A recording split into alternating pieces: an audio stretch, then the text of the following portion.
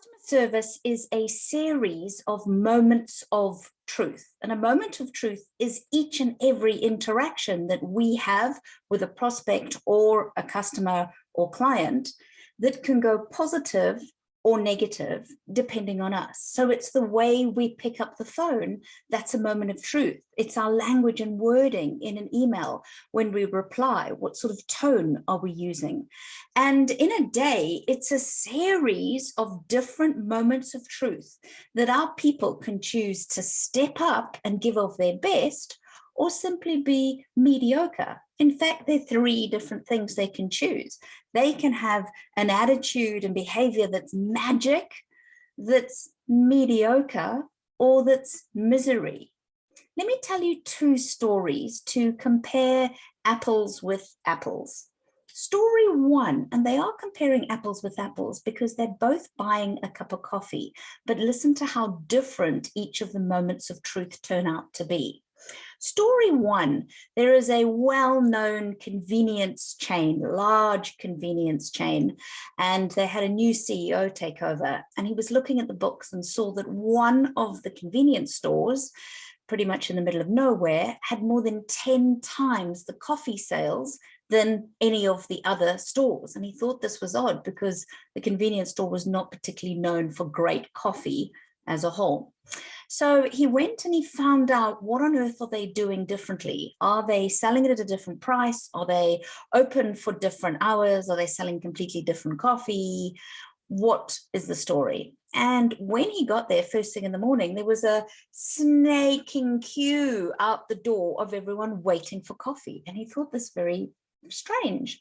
And he got chatting to the people in the queue, and believe it or not, it was Doris, the 81-year-old barista, and they all waited patiently for their chance of Doris love, because that's exactly what she gave them. She knew each of them by name. She knew which coffee each of them had. She knew that, Timmy was getting his tonsils out and that Pauline was going for an important job interview. And each of them, she took the time to give a magical moment of truth. And as he got talking to these people, some of them, it wasn't even directly on their way to work.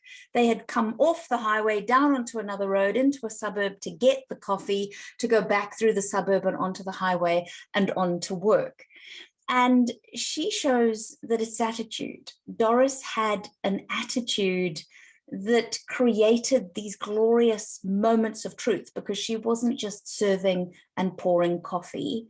She was creating the love and the moment of truth for each and every one of these people, and they came back. Pretty cool. I hope Doris is still doing really well. Story two. Before COVID actually locked down in Sydney for the second time, I had a booking to train 300 nurses at a major hospital. And I arrived, got parking, and I was about an hour early. So I thought, well, I'll go and get a coffee, and then I will join sort of half an hour early. And I queued up, I found the coffee shop in the hospital, and I queued up. There were probably 2 or 3 people in front of me. And as I stepped forward for my turn, the lady didn't even look up at me. And I said, "Good morning, please can I have a large cappuccino?" And she said, "420, step to the side." And I honestly was flabbergasted. I was shocked. I was still computing what she just said. And I said, "Excuse me?" And she said, "420, step to the side." And I thought, oh my goodness. And I sort of fumbled, and thank goodness I had cash and I had coins. I was able to put the 420 down, and I stepped to the side, still wondering what on earth had happened. And I didn't hear the lady behind me, but she had asked for something. And the lady said, 360, step to the side. And so this lady put down the 360 and stepped to the side. And I thought, wow, that's a moment of truth. And the sad thing is, these people were in the hospital. Now, on the whole, people aren't at hospital because they want to. They're visiting a loved one. They're probably just taking 5 or 10 minutes away from the bedside to have a break and grab a coffee and to go straight back. This person had an opportunity to make it a meaningful moment of truth, and she did quite the opposite.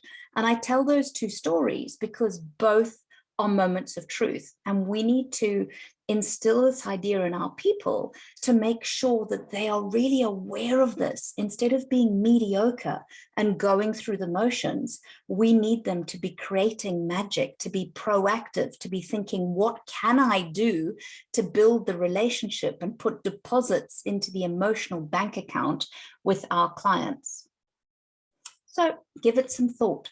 When is the next moment of truth that you're going to have? Is it going to be magic, mediocre, and it definitely won't be misery? To your success, I'm Judith Wilson.